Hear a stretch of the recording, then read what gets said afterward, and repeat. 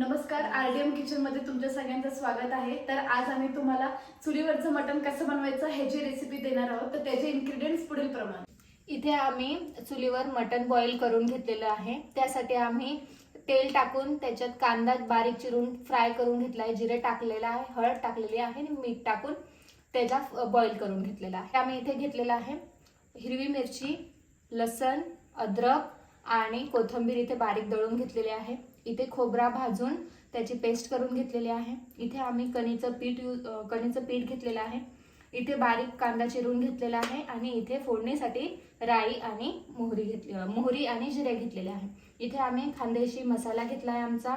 इथे हिंग पावडर घेतलेली आहे, इथे हळदी पावडर आणि इथे चवीनुसार मीठ। आम्ही बॉईल करतानाही थोडं मीठ घातलेलं आहे, त्याच्यामुळे त्यानुसार आम्ही त्याच्यासाठी मीठ यूज करणार आहोत। इथे आमच्या आईने चूल मस्तपैकी पेटवून दिलेला आहे। इथे मी तेल टाकून घेते 3 डवली।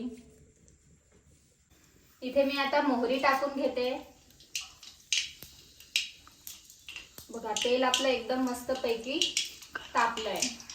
आता मी जिराही टाकून घेते।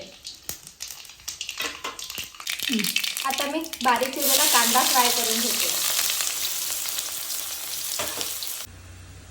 आता आम्ही ही आपण पेस्ट बनवली होती, लसण, अद्रक, हिरवी मिरची आणि कोथिंबीर टाकून ती मस्तपैकी त्याच्यात फ्राय करून घेऊया। इथे आपण आता मसाले, आपली हिंग पावडर आणि हळद आणि मीठ टाकून घेऊया आणि ते आता मस्तपैकी मिक्स करून घ्या। आणि इथे आम्ही जी खोबऱ्याची पेस्ट बनवली होती भाजून ती टाकली आहे। आता ते मस्त तेल सुटेपर्यंत फ्राय करून घ्या। आता मस्तपैकी तेल सुटलंय आपल्या मसाल्याला। आता आपण जे बॉईल केलेलं मटण आहे ते टाकून घेऊया। रस्सा तुम्ही तुमच्या आवडीनुसार ठेवू शकता। बघा आपला आता मस्तपैकी तरण आले। आम्ही आमच्या रिक्वायरमेंट नुसार त्याच्यात पाणी ऍड करतोय। इथे आम्ही कणीचं पीठ घेतलेलं होतं, त्याच्यात थोडा भाजीचा रस्सा टाकून मिक्स करून घेतलाय, कारण की थंड आणि गरमचं आपल्याच भाजीची टेस्ट जाऊ शकते। बघा तर मग आपलं मटण किती छान बनलंय, मस्तपैकी कटदार रस्सा बनलेला आहे। तरंग बघा त्याची।